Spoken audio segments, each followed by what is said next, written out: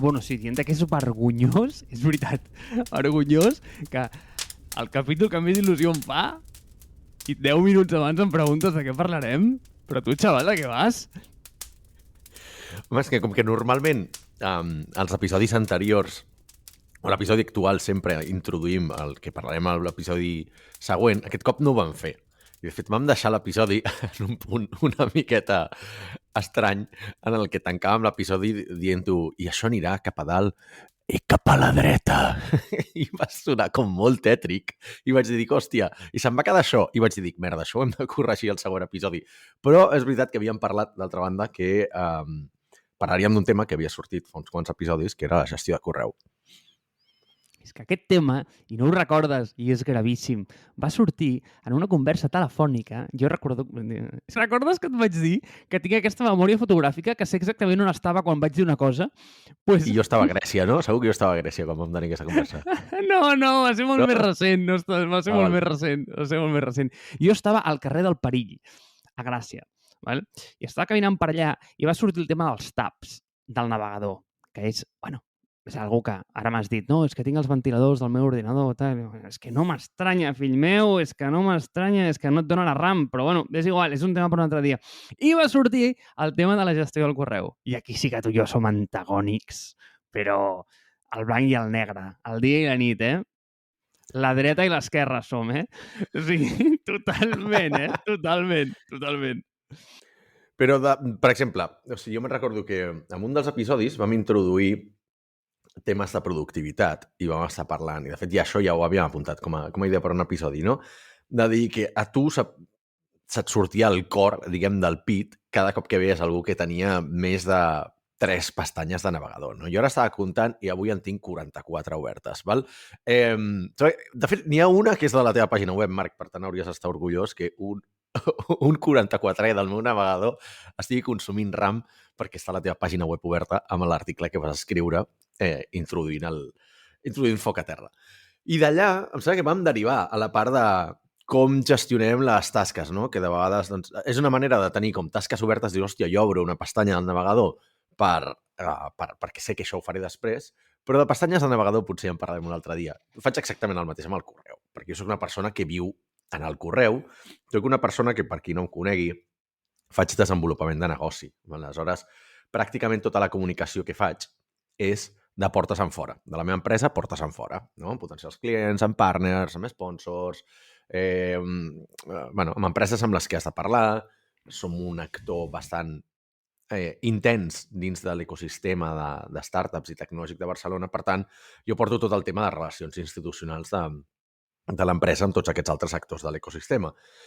I sóc la cara visible. Per tant, jo em relaciono, diguem, de portes en fora, mentre els meus 2 altres socis doncs, porten les relacions portes endins. Jo visc en el correu, perquè al final és pràcticament l'únic mecanisme que tenim per comunicar-nos de manera professional amb altra gent. I ja no entrarem amb la gent que t'escriu per WhatsApp, per coses de feina i coses així, però generalment és el correu. Per tant, tinc una metodologia que segurament voldràs que la comenti o no, si no vols que no et doni un atac de cor, per gestionar el correu i no perdre l'estabilitat mental. Vale. A veure. Anem a donar-li context. Sí, anem per punts. Primer de tot, que sàpigues que no estàs fent servir un 44è o no sé quant percentatge m'has dit de la teva RAM perquè, mira, la meva pàgina web és una autèntica merda, ¿vale? Però té una cosa molt bona, i és que només té el foco en una cosa, i és en el minimalisme i en l'eficiència. Llavors, és una pàgina estàtica que bàsicament el que t'està consumint és pràcticament res. Tenir-la sempre oberta i no tenir-la és més o menys el mateix. Llavors, Alexio, de veritat que et recomano que la tinguis sempre oberta, si vols, i vas navegant per allà a veure què passa. Això sí, no esperis gaires actualitzacions perquè no n'hi ha, ¿vale? Llavors, dit això, el tema del correu. Per a mi, això forma part d'una conversa més profunda. I em sap greu perquè aquest episodi, igual, en lloc de 30 minuts, podria durar 30 mesos, però el farem curt, val? El farem curt. Perquè, sincerament, si tu m'hi preguntes, i per què jo sóc totalment oposat a tu? Perquè jo, per exemple, i ara em diràs, hòstia, és que ara igual coneixeràs una part de mi que no coneixies, però o no eres superconscient. Però tu, per exemple, tu sabies que jo no tinc WhatsApp al mòbil? O sigui, literalment no el tinc. Tu fas servir la versió web, per tant. O sigui, a mi WhatsApp em va... A veure, jo WhatsApp és un producte que tinc una relació d'amor-odi perquè és la meva única porta... Anem a dir com l'eina que sempre he volgut eliminar i mai he pogut. Val? El dia que això passi... Perquè tothom la fa servir. Tothom la fa servir. Exacte. Que a mi em passava amb Facebook al principi i també, bueno, amb WhatsApp en certa part també. Clar, jo m'he pogut apartar de totes. De totes, excepte de WhatsApp. Mai he pogut deixar d'utilitzar-lo. Llavors, què és el que faig? Bueno, doncs el que faig és que a mi se'm van obrir les portes del cel quan van treure el producte aquest que es deia multi-device o alguna cosa així, que pots tenir-lo en diferents devices. No WhatsApp web, no és el mateix, és a dir, va ser en un moment en el que tu pots començar a fer servir WhatsApp independentment amb diferents dispositius. Llavors, el truco, i aquí dono el pro tip per l'audiència, és el següent, és activar el multi-device des del mòbil, llavors eliminar la compte del mòbil, és a dir, borrar l'aplicació, no eliminar WhatsApp, i llavors només ho tens en el navegador. Jo només tinc WhatsApp en el navegador. Per tant, a mi, si m'escrius un WhatsApp, primer només el llegiré quan jo vull escriure alguna cosa a algú i llavors veig que hi ha coses. I aquí ve la segona cosa, és que, molt important aquest punt, i em diràs, tio, estàs boig? No, o sigui, jo el correu només el miro un cop al dia. Una vegada. En una finestra molt, o sigui, temporal, en la que jo tinc extremadament detectat que sóc un tio superpoc productiu. O sigui, bàsicament a l'hora de la siesta. O sigui, quan tinc una son que em moro i veig que no puc fer res més que arrossegar-me pel terra, dic, ara és el moment de treure el correu de la vista. I així, aquesta és la meva estratègia de correu. Val. No, jo l'he vist Jo he vist moltes estratègies de correu, amb els anys, perquè al final, com a CEO d'una empresa, rebo moltíssims correus i també és part de la meva feina és respondre als correus que ens envien a l'empresa. Per tant, d'alguna manera m'he d'encarregar jo de tots els correus que rebem per la pàgina web i els formularis de contacte. He vist més d'una persona que té a la signatura del correu, per exemple, Luis Martín Caviedes, famós inversor, que té... jo només miro els correus un cop al dia. Tingues això en consideració. Però és igual. Després li tens un correu i t'acaba contestant a qualsevol hora. Vull dir, potser és més un... Bueno, saps? Vull dir, jo t'aviso per si a casa no et contesto, però si realment m'interessa et contestaré. Veig que tu no ets així i jo també doncs, compartiré una miqueta la meva estratègia perquè ha anat variant molt amb els anys. He de dir que la relació amb el correu sempre és una relació molt tòxica, sobretot quan estàs en entorns laborals. Per sort ja no fem servir el correu a nivell personal. I et diré que avui en dia encara hi ha gent que m'escriu de vegades al correu personal i trigo 3 mesos a veure-ho, perquè el correu personal ja només m'ha quedat per factures, els rebuts de compres online i coses així, no? I alguna subscripció, alguna newsletter que més o menys m'interessa, subscripcions tipus La Sotana, per dir alguna cosa, però ja està, per la resta no ho faig servir. Si m'envies tu avui un correu al meu correu personal, no el veuré probablement fins al 2023. Però els de feina és diferent. Els de feina, per exemple, jo tinc 3 correus diferents de feina, val? Per 3 diferents iniciatives que tinc. Evidentment, el de Marsbase, que és la meva empresa, el miro cada dia, però després tinc un altre per Startup Grind que el miro només els dimarts. Per tant, jo només el miro un cop a la setmana.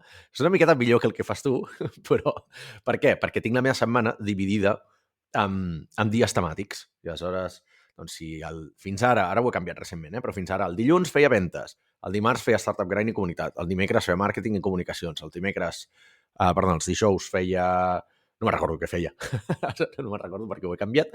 I els divendres temes de reclutament, cultura d'empresa i reporting. No? Ara ho he canviat. Però aleshores això volia dir que el dimarts només mirava Startup Grind. I s'ha de ser molt religiós amb aquest tema. Aleshores, un dels conceptes que vull ficar aquí, després ja si a casa explico les altres dues, una és massa petita per tenir correu, una iniciativa nova que estic fent ara, i la de Marsbase sí que religiosament el vaig mirant un parell de cops al dia. Però no et creguis, no miro més que... I potser de vegades només el miro un cop al dia, perquè tinc tanta feina d'altres coses, Marc, que de vegades no em dóna temps a mirar el correu. Però sí que tinc una tasca cada dia que és netejar el correu del dia anterior.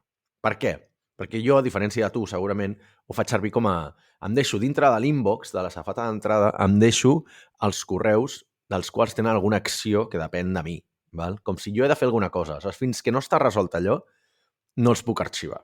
Aquesta és la meva tàctica.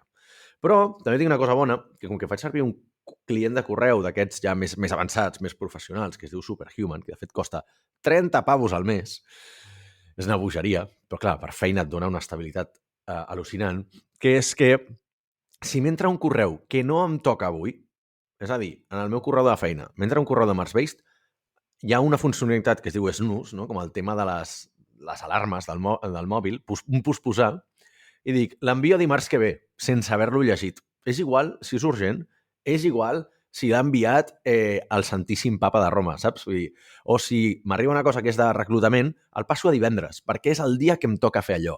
Per tant, per bé que rebi correus, almenys un centenar de correus al dia, de fet, avui estic al voltant... No, avui no he arribat encara al centenar, el qual m'estranya, perquè he començat el dia i encara no els he obert, però tinc uns 80 correus nous. Jo sé que no el primer que faig al dia, però una de les primeres tasques que faig és fer aquesta batuda i anar recol·locant els correus el dia que pertoquen. Perquè així només em centraré en els correus que s'han de respondre avui. I tindré la calma mental de veure un inbox, en comptes de 80 correus com tinc ara, probablement en tindré 15 o 10 que necessitin acció immediata avui. I aleshores, ja es puguin arxivar o es puguin respondre o puguin fer les tasques necessàries.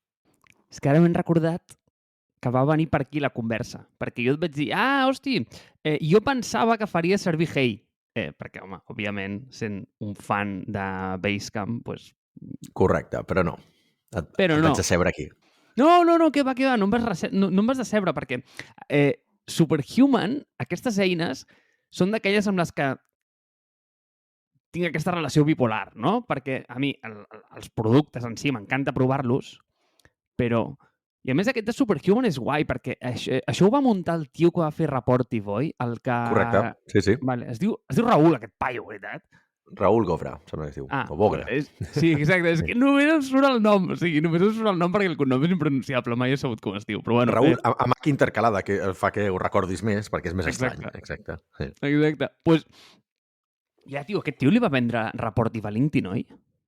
Sí, correcte. I, de fet, suposo que gran part de l'èxit d'aquest producte... De fet, aquest producte... és que tampoc vull fer product placement de Superhuman, però perquè la gent tingui una idea per què és tan bo el producte aquest, per la gent que fem business development o enviem molts correus, perquè té una sèrie de funcionalitats que et venen tan integrades en el correu que ja no has de sortir de l'email. Per tant, pots agendar les reunions, inclús crear trucades a Zoom. Des de dintre el client de correu no he d'anar al Google Calendar a mirar si estic disponible el dijous que ve per dinar o divendres a les 12 per fer una trucada. Ho agendo des de dintre el d'això, no?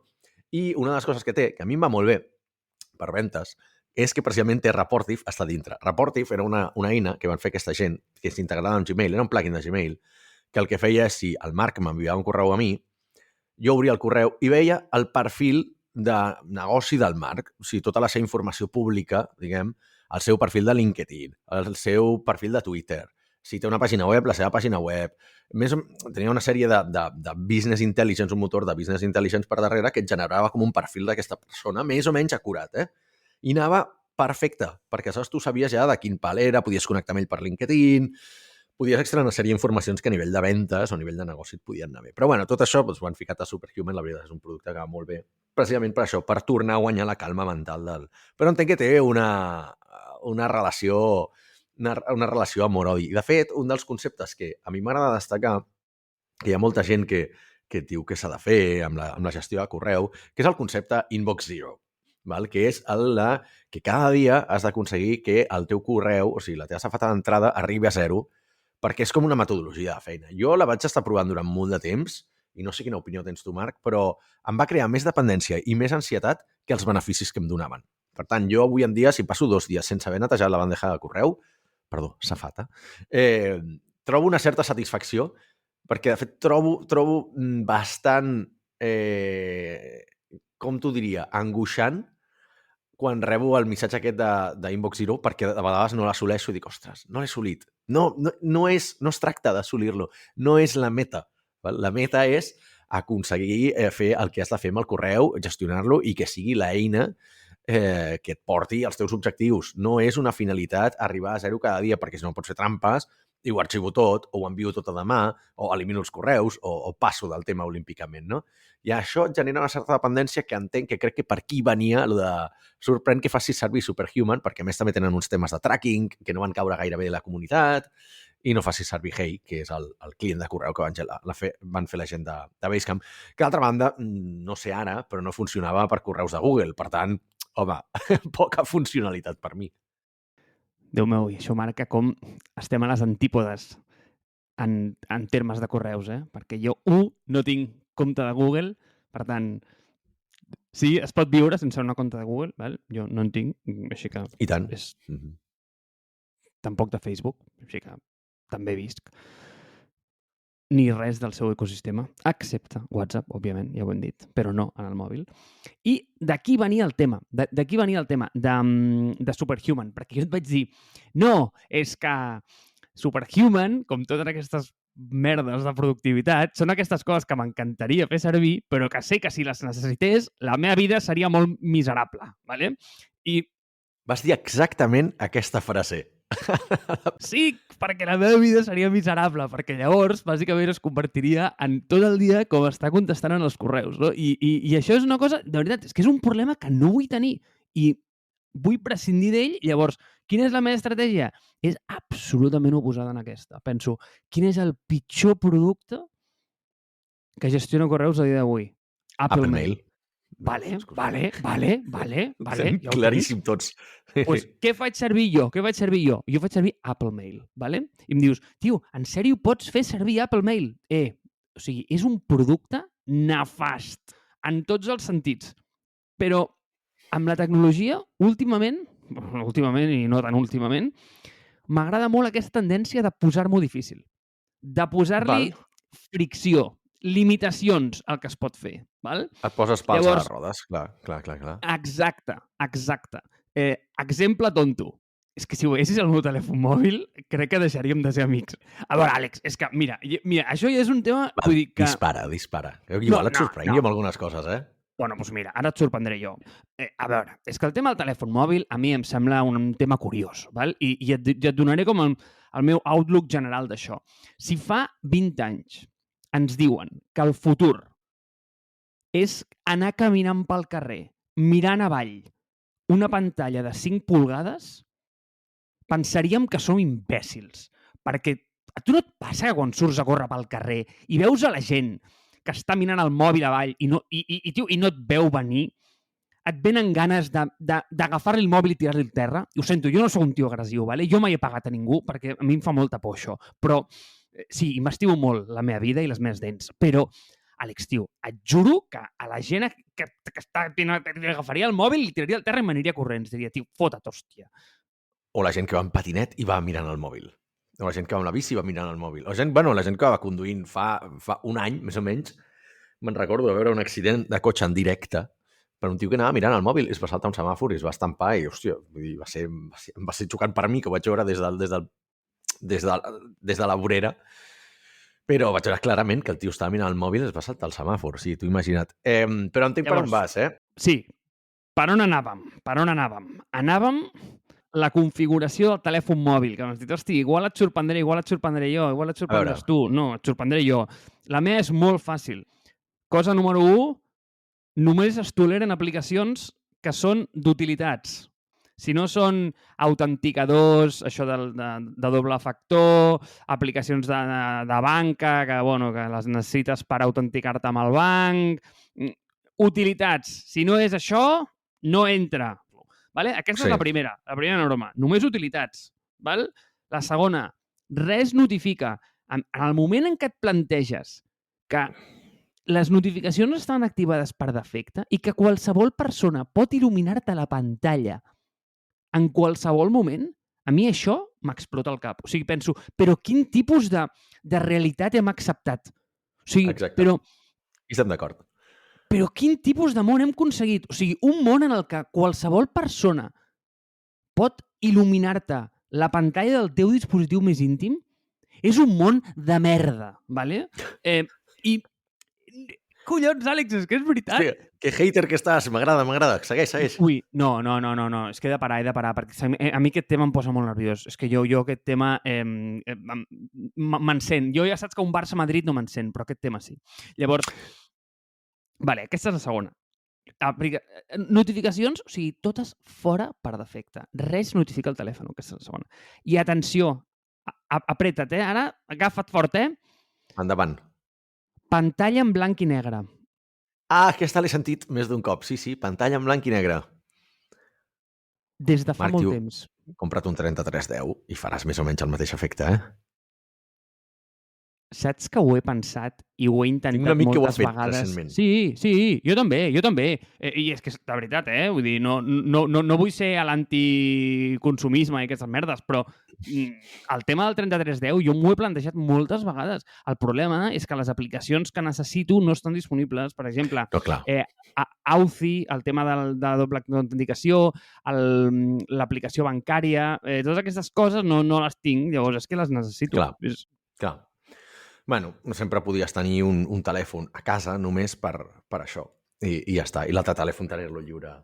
Però bueno, no, et sorprendré perquè comparteixo probablement el 75% de coses que has dit. Per dir un número completament arbitrari. O sigui, no tinc la pantalla en blanc i negre, però, per exemple, no tinc gairebé cap xarxa social en el mòbil. O sigui, per bé que jo em dediqui al tema de business i tot això, no tinc LinkedIn al mòbil, per exemple. No tinc Facebook al mòbil.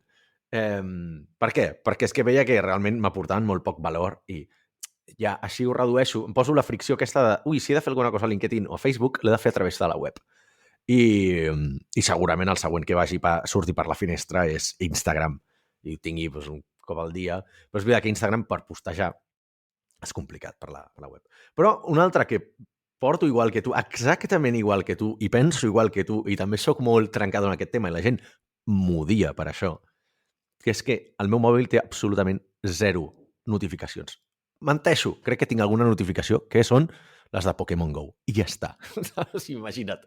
La resta, a mi em truca la gent, ni em vibra el mòbil, ni em surt la trucada, ni res. O sigui, jo tampoc. No tinc ni una aplicació que faci sorolls. L'única, l'alarma, perquè si no pels matins no em llevaria.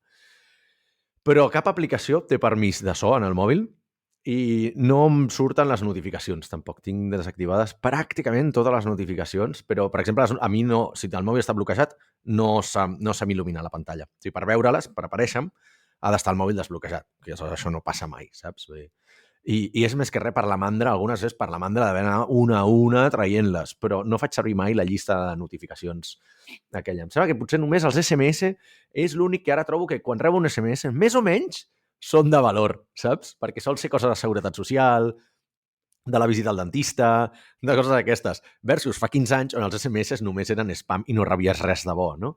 Però crec que són SMS i no et sabria dir si tinc alguna altra cosa que requereixi notificacions puja al telèfon, Per això que 0... Per això la gent els dic, passa'm un WhatsApp, perquè si em truques... És que no ho sentiré, no és que no ho sentiré, és que no ho veuré, saps? Vull dir, jo sempre considero la meva metodologia, si és una cosa important, ja trobaran la manera de contactar-te, val? Mira, et poso un exemple molt tonto, I em va fer bastanta ràbia, perquè és de gent que m'estimo molt, però em sembla que va ser el dijous passat, o el divendres passat, una startup en la que vaig invertir, van passar un correu superurgent d'una cosa que havíem de signar el mateix dia, que dius, maco, no enviïs una cosa per correu, que és una cosa completament asíncrona, que s'hagi de fer el mateix dia. Doncs es veu que, clar, els va contestar tothom, jo no ni vaig veure el correu, em van escriure per Twitter, no ho vaig veure, estrany, perquè em passo tot el puto dia a Twitter, com bé saps,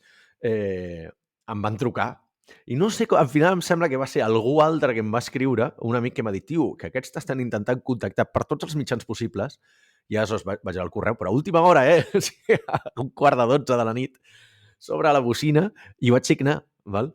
Aleshores vaig dir, veus? Aquest és el típic exemple de si és realment important i urgent i crític, trobaràs la manera de contactar-me. Si no, tot pot esperar. Per què? Perquè crec que la majoria d'eines d'aquestes de missatgeria instantània, de correu i de xarxes socials ens han generat aquesta dependència tecnològica que comentàvem més d'una vegada, no? De que les notificacions et generen com la dopamina, que et dona aquest kick, aquest com es diu, aquest efecte de satisfacció de veure que algú t'ha escrit, ostres, tinc un missatge nou, tinc 15 notificacions, tinc no sé quants likes. El mateix passa amb el correu. Han creat aquesta economia de la immediatesa que és completament nociva. Aleshores, quan aconsegueixes sortir d'això, ostres, jo trobo molta pau interior, I la majoria, el que ha generat tot això també és que la majoria de coses que semblen urgents no ho són. O sigui, no hi ha absolutament res urgent perquè pràcticament tot, com que saps que està a l'abast de tothom contactar-te de manera immediata, res passa a ser urgent. És més, quan tot és urgent, com diem a la feina, res és urgent, no? I aleshores, ostres, aquesta ambivalència de tenir tantes coses que les pots respondre immediatament, acabes donant compte que la majoria de coses es poden respondre al cap de 2, 3, 4, 5 dies, una setmana, no importa. Tots tenim tant a fer i tant a respondre que el valor de la immediatesa decau en picat. Àlex, sàvies paraules, però ara ha arribat el moment que estaves esperant en aquests 20 i pocs minuts que portem gravant. I és que, mira, jo no sóc... Jo no sóc, avui en dia ja ho has dit 2 cops. No te n'has adonat, quan però ha jo ho has sigut dit. el primer? El primer ha estat el de... Jo no sóc una persona violenta, però... I l'altre no me'n recordo, però has dit un altre. I vull dir, hòstia, avui n'ha dit 2. Per tant, no hi ha 2 sense 3, com diu la dita. Així que dispara. No, crec que hi haurà 2 només. Jo no sóc, de veritat, dels que jutgen ràpid a la gent, val? I els cataloguen així com de primeres. Però la gent que... I de veritat, que li escrius algú per Slack, per WhatsApp, per on sigui, i immediatament et contesten, val? Aquesta gent, jo, en el meu cap, ja els titllo de... Tio, és un tio que no està treballant. O sigui, que està com idle, allà com esperant a que li caigui una notificació i dius, a veure, xato, no tens res més important a fer a la teva vida que està esperant que enviï una notificació per contestar-me. O sigui, has tingut que interrompre la teva feina per contestar aquesta merda de request que t'he demanat que vagis a buscar el pa. Entens o no? O sigui, és... Això no puc, val? Però no ho jutjo, perquè si tu... de veritat, no ho jutjo, encara que no sembli, però no ho jutjo, per què? Perquè si tu penses en quin és el motiu pel qual jo m'estic protegint tant de la tecnologia i el mòbil en blanc i negre i el Mark és retarded, perquè mira, perquè és un troglodita, perquè no té WhatsApp al mòbil, bla, bla, bla, vale? És perquè jo em vaig trobar en el moment en el que, quan no pensava en res, agafava el mòbil i baixava la persiana aquella de les notificacions, el drawer, i he dit persiana de notificacions, cuidado, M'ha agradat el concepte, m'ha agradat el concepte. Sí, és que jo penso com una persianeta, no? I vaig pensar, Marc, però què han fet amb tu? O sigui, aquesta gent t'ha convertit en una espècie d'esclau de la tecnologia. O sigui, en quin moment? O sigui, en quin moment? I tu, per exemple, ho has dit, no? Diu, res és important. No, és que, o sigui, en aquesta economia de la immediatesa, de veritat, és que res és important, és que hi ha un bias psicològic que es diu the Lindy Effect, que bàsicament va d'això, i és que, el 90%, per no dir 99.9, de les coses que es produeixen al món són absolutament irrellevants, però no importen a ningú, res, zero, rient, nada. Llavors, és com... Tio, hem convertit a tot, gràcies a això, en aquesta immediatesa que, tio, es comencen a il·luminar pantalles, aquí, allà, tots són llumetes, tal, no sé què. Bueno, sí, i a sobre, la gent que li pots il·luminar el rellotge, això em sembla ja, o sigui, següent nivell retarded. O sigui, a veure, o sigui, fill meu. O sigui, com collons dones permís a algú perquè et toqui la pell des de 3.000 quilòmetres de distància? O sigui, en què collons estem pensant, Àlex? Aquest tema m'encén un ou. I no m'estranya que t'hagi dit 3 cops jo no soc de... Perquè t'ho juro que d'això podria estar parlant molta estona. Val? De fet, jo crec que hauria de dedicar com la meva carrera altruista a salvar el món d'això. Però no em vull convertir en Ted Kaczynski, saps o no? Mira, jo de fet, quan veig... tu ja ho saps, que jo no veig moltes pel·lis, però ara que tiro la mirada enrere i quan veia les pel·lícules de ciència-ficció d'abans, no? D'antes, que dirien alguns. i veies que, com s'imaginaven el futur, en cap d'aquestes pel·lícules hi havia una persona en la que et treia el telèfon mòbil o la televisió o el dispositiu de pantalla aquesta on sortien els hologrames i tota aquesta història. Hi havia 2.700 correus sense llegir, 30.000 notificacions de Facebook, 300 likes a Insta... No hi havia totes aquestes històries, no? I ara em resulta molt estrany, aleshores no, perquè evidentment no hi caies en això, però ara mirant la vista enrere, veus alguna d'aquestes pel·lis, posa't Minority Report, posa't El Quinto Elemento, posa't alguna d'aquestes, i veus que tot és com a l'antiga, com el telèfon a l'antiga, que si el trucaven aleshores ho tenia allà, saps? Estava a casa. I si no, és que t'he fet una videotrucada, una holograma trucada abans i no hi eres, i dius, no pot ser. O sigui, està tan desconnectat del futur. I tot i així, o per exemple, si els trucaven al seu dispositiu, no? Per dir alguna cosa, els trucaven al telèfon, és que el telèfon no tenia una pantalla de notificacions, no tenia 15.000 trucades perdudes, no tenia missatgeria instantània i tot això. Per això dius, ostres, aquí en algun moment ens hem desviat del cantó correcte, no? Del camí correcte de l'evolució tecnològica. Però bé, no sé ben bé cap a on tirarem. Però bueno, no ho sé. crec que... No ho sé, Àlex, no ho sé. Però és el que dius. O sigui, i abans igual m'he fet un desfavor dient que ens ha convertit en una societat de merda. No som una societat de merda. Vull dir, tio, som una... Espero i vull pensar... Hi ha coses pitjors. Exacte, hi ha coses pitjors, però sincerament tot plegat ens ha convertit, no ho sé, com en una espècie mentalment sobreestimulada, saps? Físicament sí. parada, inactiva i a sobre malnutrida, saps? Vull dir, ostres, crec que els ancestres de l'època abans de la revolució agrària, fa més de 12.000 anys, crec que vivien millor que nosaltres. Però, en fi... Són grans paraules, Marc, aquí que vas de deixar una llosa per la reflexió. No sé si la comparteixo, però és veritat que m'ha costat moltes postures, avui, sobretot amb la part aquesta del... potser la part de correu estem diametralment oposats, però en la part de les notificacions, per exemple, no. I jo crec que és perquè hem assolit els dos, tot i que estem en una part de negocis completament diferent, però sí que a un nivell més o menys similar, no? Estructures d'empresa o més o menys estadis d'empresa en els que hem treballat, doncs que ens han arribat a generar aquesta... Bueno, el que dèiem, que ens ha generat o sigui, ens ha generat menys benefici que el dany que ens ha causat, no? Totes aquestes notificacions, l'angoixa i ansietat de no respondre a aquestes coses, de no respondre-les a temps, que se t'acumuli la feina... I hem passat cap a l'altre cantó, hem traspassat i estem experimentant el que diuen el joy of missing out, no? La joia de deixar passar les coses, de deixar passar l'oportunitat i dir, ostres, mira, avui no miraré el correu. I això jo de vegades ho faig bastant sovint, de dir, jo avui, saps què? Avui no miraré el correu. I et dic una cosa, Marc, ahir no vaig mirar el correu.